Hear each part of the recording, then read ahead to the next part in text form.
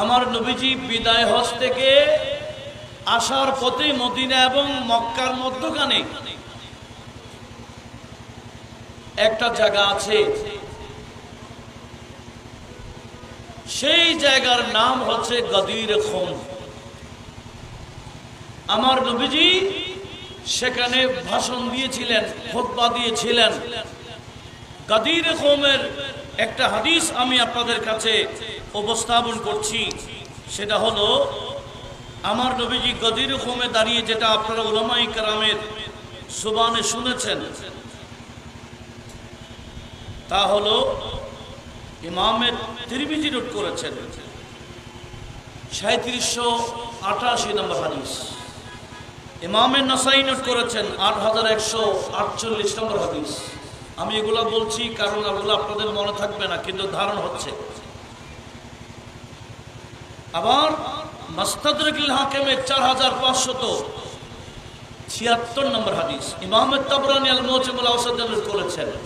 মিশকাত ও হাদিস কান আসছে, সেটা কি হযরত যায়েদ বিন আরকাম রাদিয়াল্লাহু তাআলা আনহু উনি হাদিস বর্ণনা করেছেন। আমার নবীজি গদির খুমে বক্তব্য দিয়েছিলেন, ওয়াজ করেছেন। তার মধ্যে একটা হাদিস, قال رسول الله, বড় করে বলুন, সাল্লাল্লাহু আলাইহি ওয়াসাল্লাম, ইন্নী তারিকুন ফিকুম মা ইন তামাসসাকতুম বিহি লান তাদিল্লু বা'দি। নবীজি বলেন, আমি তোমাদের মাঝে এমন কিছু রেখে যাচ্ছি, তোমরা যদি এগুলা আঁকড়িয়ে ধরো, আমার পর্দার পরে, আমার ইন্তেকালের পরে, আমি কবর শরীফে চলে যাওয়ার পরে তোমরা আর কখনো গুমরাহ পথভ্রষ্ট হবে না। আমি যা রেখে যাচ্ছি সেটা যদি তোমরা ধরে রাখতে পারো, জোরে বলুন সুবহানাল্লাহ। আহাদুহুমা আযম মিনাল আখার, আমি যে দুইটা জিনিস রেখে যাচ্ছি একটা আরেকটার চেয়ে বড়। আহাদুহুমা আযম মিনাল আখার, একটা আরেকটার চেয়ে বড়। বড় এটা কি? আমার নবীজি বলেন কিতাবুল্লাহ। এক নম্বর, আমি 30 পারা কালামে মজিদ রেখে যাচ্ছি। হাবলুম মামদুদুন মিনাস সামাই ইলাল আরদ, কি 30 পারা কিতাব। এটা মূলত আল্লাহর রশি, এটা মূলত আল্লাহর রশি। এই রশিটা কত লম্বা? আমার নবীজি বলেন, আসমান থেকে জমিন যত দূরত্ব, এই আল্লাহর রশিও তত লম্বা। তোমরা সবাই এই রশিকে মজবুত ভাবে ধরো, জোরে বলুন সুবহানাল্লাহ। কিতাবুল্লাহ, এটা হাবলুল্লাহ, আল্লাহর রশি। আমাদের রশি লম্বা হল আর কত, কিন্তু নবীজি বলেন কিতাবুল্লাহ এটা এত লম্বা রশি, মিনাস সামাই ইলাল আরদ, যেটা আসমান থেকে জমিন পর্যন্ত। একটু জোরে বলি না সুবহানাল্লাহ। এরপরে নবীজি বলেন ওয়াইতরাতি আহলু বাইতি, আরেক প্রকার হলো আমার ইতরাত, আমার আহলে বাইত। লা ইয়াতাফাররাকা হাত্তা ইয়ারিদা আলাইয়া আল হুদ ফানজুরু কাইফা তাখলুকুনি ফীহিমা। নবীজি বলে, একটা নাম তো কোরআনে পাক, আরেকটা মজবুত, আরেকটা জিনিস রেখে যাচ্ছি। তোমরা যদি মজবুত ভাবে ধরো, কখনো গোমরাহ হবে না, পথভ্রষ্ট হবে না। আরেক দ্বিতীয়টার নাম হলো আমি নবীর আহলে বাইত, আমার ইতরাত, আমার নিকটতম আত্মীয়। জোরে বলুন সুবহানাল্লাহ। বলা হচ্ছে আমার কোরআন, যে কোরআন আমার উপর নাযিল হয়েছে, সেই কোরআন এবং আহলে বাইত কখনো পৃথক হবে না, কখনো কি হবে না। কতদিন? নবীজি বলে হাত্তা ইয়ারিদা আলাইয়া, ওই কোরআন এবং আমার আহলে বাইত কিয়ামতের ময়দানে হৌজে কাউসারের পারে যতক্ষণ আমার সামনে আসবেন না, ততক্ষণ কোরআন এবং আমার আহলে বাইত থেকে জুদা হবে না। আমার আহলে বাইত কোরআন থেকে জুদা হবে না। একটা হলো থিওরিক্যাল কোরআন আর আমার আহলে বাইত প্র্যাকটিক্যাল কোরআন। একটা আরেকটা চেয়ে জুদা হবে না, পৃথক হবে না। একটা আরেকটা থেকে পৃথক হবে না। সব সময় কোরআন এবং আমার আহলে বাইত একসাথেই থাকবে। একটু আওয়াজ দিয়ে বলুন না সুবহানাল্লাহ। এই হাদিসটা আমার নবীজি গদির খুমের মধ্যে বর্ণনা করেছেন। সেখানে আরেকটা হাদিস বর্ণনা করেছেন একটা প্রেক্ষাপটের কারণে। সে প্রেক্ষাপট কি আপনারা শুনেছেন হয়তো। হযরত আলী রাদিয়াল্লাহু তাআলা আনহুকে আমার নবীজি ইয়েমেনে কাজী হিসেবে, জাস্টিস হিসেবে, বিচারক হিসেবে প্রেরণ করেছিলেন। হযরত আলী রাদিয়াল্লাহু তাআলা আনহুকে যাওয়ার সময় হযরত আলী বলেছিলেন, ইয়া রাসূলুল্লাহ, আপনি আমাকে বিচারক বানায় দিচ্ছেন, জাস্টিস বানায় দিচ্ছেন, অথচ বিচারের কোনো জ্ঞান আমি তেমন অর্জন করি নাই। ইয়া রাসূলুল্লাহ, আপনি আমাকে বিচারক বানায় দিচ্ছেন, আমি ওখানে গিয়ে কিভাবে বিচার করব? আমার নবীজি হযরত আলীকে পাশে ডাকলেন। ডাকার পর নবীজি নবুয়তের হাত দিয়ে হযরত আলী সিনার মধ্যে একটা হাত থাপ্পড় দিলেন। জোরে বলুন সুবহানাল্লাহ। কি দিলেন? নবুয়তের হাত দিয়ে থাপ্পড় দিলেন সিনাতে, কলব বরাবর। থাপ্পড় দেয় নাই, সেন্ড করে দিয়েছে। কি করে দিয়েছে? আমরা একটা মোবাইল থেকে আরেকটা মোবাইলে সেন্ড করি, বরাবর পৌঁছে যায়। আর আমার নবীজি নবুয়তের হাত দিয়ে মাওলা আলীর কলবের মধ্যে থাপ্পড় দিয়ে এই কাজীর ইলম, ফয়সাল ইলম, বিচারকের ইলম যা দরকার সব নবীজি সেন্ড করে দিয়েছে। হযরত আলী বলেন, এই থাপ্পড় খাওয়ার পরে আমার কাছে কেউ বিচারের জন্য আসলে আমার একটু চিন্তা করতে হয় না, আমি সাথে সাথে ফয়সালা দিয়ে ফেলতে পারি। এটা নবীজি আমাকে জ্ঞান দিলেন। একটু জোরে বলুন সুবহানাল্লাহ। তা দেখেন, সে আলী রাদিয়াল্লাহু তাআলা আমার নবীর সাথে ইয়েমেন থেকে হজ করার জন্য আসছে। যারা যেখান থেকে শুনছেন একটু মহব্বতে শোনার জন্য অনুরোধ করছি। উনি তো ইয়েমেনে বিচারক, আমাদের নবীজির সাথে হজ করার জন্য ইয়েমেন থেকে আসছেন। আসার সময় হযরত আলী রাদিয়াল্লাহু তাআলা আনহু বলে, আমি নবীজির কাছে কি হাদিয়া নিব? এখানে তো হাদি নেওয়া হয়, কোরবানি করা হয়। আমি অন্তত নবীর জন্য 100টা উট নেব। আমার নবীজি হজের পরে 100টা উট কোরবান করবেন। 100টা উট মানে টাপ ব্যাপার। ইয়েমেন থেকে আনছে। ইয়েমেন থেকে 100টা উট হযরত আলী কিভাবে আনলেন? হযরত আলী তো ফকির মানুষ। এখন কথা শুরু হয়ে গেছে, নিশ্চয়ই এমন করছেন তেমন করছেন, আত্মসাদের প্রশ্ন আসছে। একটু জোরে বলবেন না নাউজুবিল্লাহ। হযরতে আলীর ব্যাপারে, আত্মসাদের ব্যাপারে উল্টা সিধা বলা শুরু করছে। এটা ছিল প্রেক্ষাপট। এটা হলো হাদিসের শানে বড়। আপনার মনোযোগ সহকারে শুনতে হবে। অপরকে এগুলা আগে দরকার ছিল না, বলিও নাই আমরা। এখন যখন দরকার হচ্ছে বলতে হবে। কথা বলার ঠিক না, ফিতনা থেকে বাঁচাবার জন্য।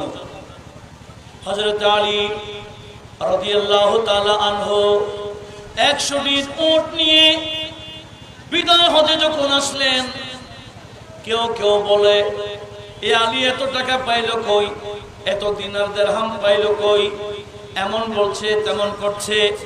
নবীজির এমনকি নবীজির কাছে অনেকে আপত্তি করেছে, শিকায়াত করেছে, হযরত আলী রাদিয়াল্লাহু তাআলা আনহুর ব্যাপারে প্রশ্ন করেছে। এখন আমার নবীজি উত্তর দিচ্ছেন গদির খুমে।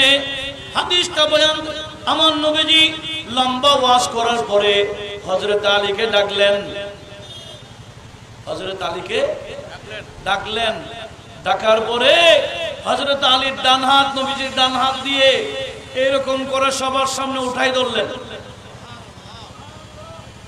হযরত আলীর হাত নবীজি হাত ধরে এরকম সবার সামনে ধরে নবীজি বলছেন, আমার সাহাবারা, অনেকে হযরত আলীর সমালোচনা করছো, আমি কি বলছি শোনো। মান কুনতু মাওলাহু ফাআলিকুম মাওলা, আমি নবী যার মাওলা আমার আলীও তার মাওলা।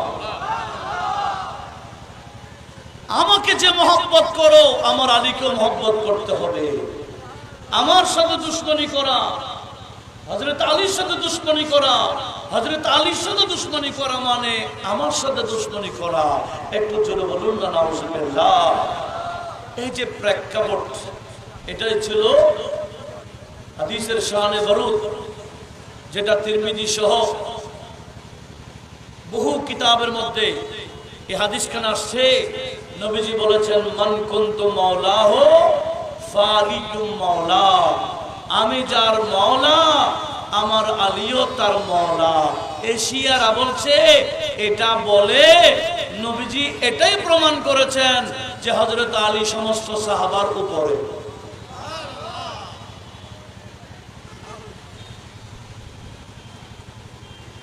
এটা বলে নবীজি এটাই প্রমাণ দিলেন যে হযরত আলীর শান এক নম্বরে, বাকিগুলো ওনার পরে। এটা হ্যাঁ, শিয়ারা বলতেছে এটা হযরত আলীর অভিষেক, সেজন্য অভিষেকের ঈদ পালন করে তারা ঈদে গাদির খম। আপনারা বুঝতেছেন? একটু লক্ষ্য করুন বিষয়টা, একটু খেয়াল করি। কি এটাকে আমার নবীজি এটা প্রমাণ দিলেন হযরত আলী সমস্ত সাহাবার মধ্যে এক নাম্বার, এটা বলেছেন? হ্যাঁ, আরে এটা বলেন নাই। বরঞ্চ হযরত আলীর ব্যাপারে যে আপত্তি উঠেছিল সে আপত্তির জবাব দিয়েছেন আমার নবীজি। একটু আওয়াজ দিয়ে বলুন না সুবহানাল্লাহ। এটা ওনার ব্যাপারে, ওনার বিরুদ্ধে যারা উল্টা সিধা বলেছিল, আমার নবীজি মান কুনতু মাওলাহু ফাআলিকুম মাওলাহু বলে এটার জবাব দিয়েছেন। হযরত আলীর শান এক নম্বরে এটা বলেন না, এটা শিয়াদের বানাওয়াট। আলী দা पहला नंबर बोले, दमादम मस्त कलंदर, अली दा पहला नंबर ना। এটা আহলে সুন্নাতের আকীদা না। আহলে সুন্নাতের আকীদা হলো আলী দা 14 নম্বর। কত? 14 নম্বর, ঠিক কি না? মান কুনতু মাওলাহু ফাআলিয়ুম মাওলাহু, এটাই হচ্ছে গদির কওমের হাদিস। এটা দিয়ে শিয়ারা হযরত আলীকে এক নম্বর বলতে যায়। এটা তাদের ভণ্ডামি, এদের আলোচনার সাথে, এদের কথার সাথে বাস্তবতার কোনো মিল নাই। সেজন্য আমি স্পষ্ট করে দিচ্ছি, গদির কওম হাদিস, গদির কওমের হাদিস ঠিক আছে, আমরা কেউ গদির কওমের বিপক্ষে না। তবে আমরা আপত্তি করি ঈদে গদির কওম লাগাইবা কেন? ঈদে গদির কওম লাগাইলে তোমাদের সাথে আমাদের মিলছে না, এই কারণে তোমরা ঈদ পালন করছো এটা মনে করে যে আমার নবী হযরত আলীকে এক নম্বর বানাই দিছে। সেজন্য তাদের ঈদে গদির কওমের সাথে আমাদের আহলে সুন্নাহ ওয়াল জামাতের সাথে কোনো মিল নাই। আমরা মাওলা আলীকে মাওলা আলী বলি নাকি? হযরত আলীকে মাওলা বলি না? আমার নবীজি ওই গদির কওমে যে বলেছেন, আমি যার মাওলা আমার আলীও তার মাওলা, যার কারণে হযরত আলীর নামের আগে আমরা সবাই মাওলায়ে আলী বলি। আমি একটা শুরুতে কালাম পড়ছিলাম, ওখানে ওইটা আছে কি, মিট जाएगा जो आएगा हमको मिटाने, सर पर हमारे साए मौलाए अली है, मौलाए अली है। একটু জোরে বলুন না সুবহানাল্লাহ। হযরত আলীর নামের আগে আমরা কি বলি? মাওলা। এটার মধ্যে অনেকে এজিদিরা আপত্তি করে। হযরত আলীর নামের আগে মাওলা বললো কি আপত্তি? বলে শিরিক হবে, শিরিক। কেন? বলে মাওলা তো আল্লাহ। আনতা মাওলানা ফানসুরনা আলাল কওমিল কাফিরিন। হ্যাঁ, আল্লাহ না মাওলা। হযরত আলীকে মাওলা কিভাবে বলা যাবে? কিন্তু যে বান্দা আপত্তি করছে আল্লাহ মাওলা, হযরত আলীকে মাওলা বলা যাবে না, ওই বান্দার নামের আগে কিন্তু মাওলানা লেখে। ওই বান্দা ওই মূর্খ নামের আগে কি লেখে? মাওলানা মানে কি? তাহলে এটা বোঝা যাচ্ছে যে আমাকে মাওলা বলা যাবে, আলীকে মাওলা বলা যাবে না। এটাই প্রমাণ দিচ্ছ তোমার জাহালত। আল্লাহ পাক সুবহানাহু ওয়া তাআলা এই মূর্খদের থেকে আমাদের সরল প্রাণ মুসলমানদেরকে হেফাজত করুক। একটু বড় আওয়াজে বলুন না আমিন।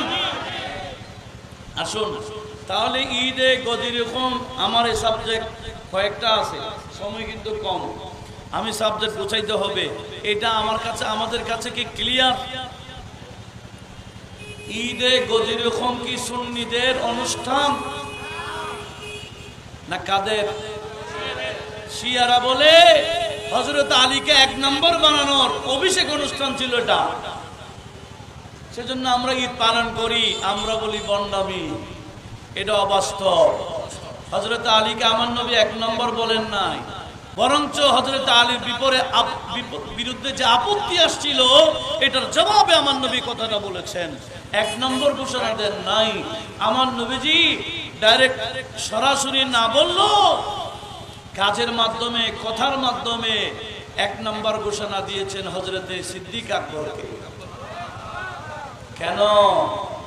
আমার নবীজি ইন্তেকালের 17 দিন যাবত, কেউ বলে 17 ওয়াক্ত নামাজ, 17 দিন বা 17 ওয়াক্ত নামাজ আমার নবীজি হুজরায়ে পাকে ছিলেন। নবীজি হুজরায়ে পাকে ছিলেন আর নবীজির জায়গায় ইমামতি করেছিলেন সিদ্দিক আকবর। অন্য কেউ ইমামতি করে নাই কেন? আমার নবীজি বলেছেন মুরু আবা বকর, মুরু আবা বকরিন আন ইউসাল্লিয়া বিন নাস। হে আমার আয়েশা, হে আমার সাহাবারা, হযরত আবু বকরকে বলো আমি তো ইমামতির জায়গায় যাচ্ছি না, হুজরা শরীফে আছি, আবু বকরকে বলে ইমামতি করার জন্য। একটু জোরে বলুন না সুবহানাল্লাহ। একদিন, এটা নাসাই শরীফের হাদিস, নাসাই শরীফের হাদিস, এই হাদিসটা একটু লক্ষ্য করি। সেটা কি? একদিন সিদ্দিক আকবর ফারুক আজমকে বললেন, আয় ওমর, আমি তো অনেকদিন পড়াইছি নামাজ, তুমি আজকে পড়াও। নবীজি হুজুরের পাকে আসেন, সিদ্দিক আকবর নিজে বলতেছেন ফারুক আজমকে, আয় ওমর, আজকে নামাজ আপনি পড়ান। আচ্ছা বলে ঠিক আছে। হযরত ফারুক আজমের আওয়াজটা একটু বড় ছিল, উঁচু আওয়াজে ছিল। আমার নবীজি হুজুরে পাকে সাহাবারা ইক্তাদা করছেন। এতদিন সিদ্দিক আকবর ইমামতি করেছেন, আজকে দেখা যায় আওয়াজ বড়। আওয়াজটা কার? ফারুক আজম ইমামতি করছেন। আমার নবীজি হুজুরে পাক থেকে হাত বের করে দিলেন এবং ইশারা করছে লা লা লা, হবে না, হবে না। যেখানে আমার আবু বকর থাকবে আর কেউ ইমামতির যোগ্যতা রাখবে না। উচ্চ আওয়াজে বলুন সুবহানাল্লাহ। কি বুঝলেন? নবীজির পরপর স্থান কাটটা, এটাই নবীজি প্রমাণ দিয়েছেন। যেখানে আবু বকর সিদ্দিক থাকবে অন্য কেউ ইমামতি করার যোগ্যতা রাখে না। এটাই হলো আহলে সুন্নাহ ওয়াল জামাতের আকীদা। কথা বলুন ঠিক কিনা? আর শিয়ারা বলে গদিরে কোমর দিন নবীজি আলীকে 1 নম্বর বানায় দিয়েছেন, সেজন্য আমরা ঈদ পালন করছি। তোমাদের ঈদ পালন করা ভুয়া, কথা বলো ঠিক কিনা? এটার সাথে বাস্তবতার কোনো মিল নাই। শিয়া সুন্নির পার্থক্য হলো আসমান এবং জমিন, যত দূরত্ব। বর্তমানে সুন্নি বেশে অনেক শিয়া গোপনে গোপনে শিয়া হয়ে বসে আছে, কথা বলুন ঠিক কিনা? চিনবেন কিভাবে? শিয়া চেনার বহু আলামত আছে, শিয়া চেনার বহু আলামত আছে। তার মধ্যে শর্টকাট যে আলামত আমি এটা উপস্থাপন করছি, আমার নবীজি হাদিসে পাকের সাথ করেছেন, আসহাবি কুল্লুহুম উদুল। আপনারা একটু সামনে এসে বসলে পরবর্তী যারা আসতেছেন বসার সুযোগ পাবে আর কি। একটু গুছাই বসে যান, এমন ভাবে শুনবেন যাতে অপরকেও বরাবর শোনাতে পারেন, তখন মাহফিলটা সার্থক হবে। কারণ ফিতনার যুগ, আজকে এখানে ফিতনার বয়ান দেওয়া হবে যাতে আমরা ফিতনা দেখে বেঁচে থাকতে পারি। দরকার আছে কিনা? আমি খুব ধীরে ধীরে বলতেছি, খুব চিল্লাচ্ছি না। আবার এখন তো ওয়াজ মানে আমরা আওয়াজকে বুঝি, আমি আওয়াজ দিচ্ছি না, বোঝাবার চেষ্টা করছি। সেটা কি? আমার নবীজি বলেছেন, আসহাবি কুল্লুহুম উদুল, আমার সমস্ত সাহাবাগণ ন্যায়পরায়ণ, একজনও জালেম না। নবীজি বলেন, আমার সমস্ত সাহাবা ন্যায়পরায়ণ, একজনও জালেম না। শিয়ারা বলে সিদ্দিক আকবর জালেম, ওমর ফারুক জালেম, উসমান সুন্নুরেন জালেম, মাফিয়া তো বড় জালেম। এ আকীদা কার? এদের কথার সাথে আকীদার সাথে নবীজির হাদিসের সাথে মিল আছে কি নাই? বলেন না। আমার নবীজি কি বলেছেন? আমার সমস্ত সাহাবা ন্যায়পরায়ণ, একজন সাহাবীও জালেম না। কিন্তু এই হাদিস শিয়ারা মানে না। শিয়ারা বলে হযরত আলী ছাড়া খুলাফায়ে রাশিদুনের 4 জনের আলী ছাড়া বাকিগুলো জালেম। জোরে বলুন নাউজুবিল্লাহ। তো যারা সাহাবায়ে কেরামকে জালেম বলে, তো তাদের সাথে আমাদের কি পার্থক্য নাই? আরেকটা হাদিস দিয়ে ক্লিয়ার করে দিচ্ছি। হাদিসটা মুসনাদে আহমদে রয়েছে। কোথায় কোথায় আছে এখানে ধারণ করা হচ্ছে বিদায় আমি হাদিসটার রেফারেন্স দিচ্ছি, কারণ এখন রেফারেন্স ছাড়া বলা সুন্দর না। আর আমরা রেফারেন্স ছাড়া কোনো কথা বলি না, কোনো আকীদা আমরা রাখি না, রাখার প্রয়োজনও নাই। কথা বলুন ঠিক কিনা? আল্লাহ সবাইকে বোঝার তৌফিক দিক, আমিন বলি। ইমাম তাবরানী আল মুআজ্জামুল কাবীরে 17তম খণ্ড 140 নম্বর পৃষ্ঠা তৈরি করেছেন। কানজুল উম্মালে 32,468 নম্বরে হাদিসটা নোট হয়েছে। জামউল জাওয়ামিতে আল্লামা সুয়ুতী নোট করেছেন 4632 নম্বর হাদিস। আমাদের আলা হযরতের ফতোয়ায়ে রাজবিয়াতে আছে, সেখান থেকে আলা হযরতের ফতোয়ায়ে রাজবিয়াতে যতগুলো হাদিস উনি উপস্থাপন করেছেন। আল্লামা হানিফ বারলভী উনি একটা কিতাব বের করেছেন ফতোয়ায়ে রাজবিয়া থেকে, হাদিসগুলো আলাদা করে, হাদিসগুলো কোন কোন কিতাবে আছে, কোন কোন কিতাবে আছে, এটা লিখতে গিয়ে 10 খণ্ডের একটা কিতাব বের করে ফেলেছে। হাদিস সব ফতোয়ায়ে রাজবিয়াতে, সেখান থেকে বের করে তাখরিজ করতে গিয়ে 10 খণ্ডের কিতাব বের হয়েছে। এটার নাম জামিউল হাদিস। ওই জামিউল হাদিসের 4র্থ খণ্ড 602 নম্বর পৃষ্ঠাতে হাদিসখানা আসছে। এই হাদিসটা যদি মনে রাখেন, বর্তমান যুগের জন্য এই হাদিসটা মনে রাখা আবশ্যক। আমার নবীজি বলেছেন, হাদিস কানা আনাস বিন মালিক আল আনসারী বর্ণনাকারী, قال قال رسول الله, বড় করে বলুন সাল্লাল্লাহু আলাইহি ওয়াসাল্লাম, ইন্নাল্লাহ আখতারানি, নিশ্চয় রব্বুল আলামিন আমি নবীকে বেছে নিয়েছেন। নবীকে বেছে নিয়েছেন কে? আল্লাহ। নবীকে বেছে নিয়েছেন কে? আমরা তো বেছে নিই, ভোট দিয়ে নির্বাচন করি। অনেক সময় শরাবীকে বেছে নিই, বেনামাজিকে বেছে নিই, সুদখোরকে বেছে নিই। আমরা ভোট দিয়ে বেছে নিছি নাকি? হ্যাঁ, নবীজিকে আমরা ভোট দিয়ে নবী বানাইছি। নবীজিকে বেছে নিলেন কে? এই কথাটা আমার আল্লাহ, আমার নবীজি নিজে বলেন, ইন্নাল্লাহ আখতারানি, নিশ্চয়ই আল্লাহ আমাকে বেছে নিয়েছেন। সেজন্য আলা হযরত ফাজল বরবি এক লাইনে হাদিস বুঝাই দিচ্ছেন। কয় লাইনে? এক লাইনে হাদিস ক্লিয়ার করে দিচ্ছে। ذات हुई इंतखाब वसिफे हुए लाजवाब, ذات हुई इंतखाब वसिफे हुए लाजवाब, नाम हुआ मुस्तफा, नाम हुआ मुस्तफा, तुम पे करोड़ों दुरूद, तुम पे करोड़ों दुरूद, तुम पे करोड़ों दुरूद। একটু চলে বলুন মারহাবা।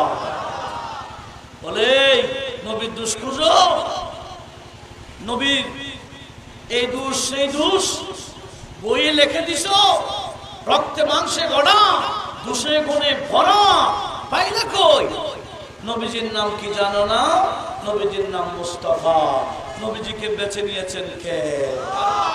তো যার কাছে দোষ ত্রুটি থাকবে ওনাকে কি আমার আল্লাহ কখনো বেছে নিতে পারে? তাহলে আমার নবী বললেন, আল্লাহ আমাকে বেছে নিয়েছেন। শুধু তাই না, ওয়া আখতারালি আসহাবা ওয়া আসহারা, আল্লাহ আমি নবীর জন্য কে কে আমার সাহাবী হবে, কে কে আমার সাহাবী হবে, বিষয়টা ক্লিয়ার ক্লিয়ার ক্লিয়ার, মনোযোগ। কে কে আমার সাহাবী হবে? ইচ্ছা হলে আমার সাহাবী হতে পারবে না। কে কে আমার সাহাবী হবে এটাও আমার আল্লাহ বেছে নিয়েছে। সাহাবীও নিজে হইতে পারে না, সাহাবীকেও বেছে নিলেন কে? সেজন্য আমার আল্লাহ বলে, কুল্লান ওয়াদাল্লাহুল হুসনা, সমস্ত সাহাবীদের জন্য আমি আল্লাহ জান্নাতের ওয়াদা দিয়ে ফেলছি।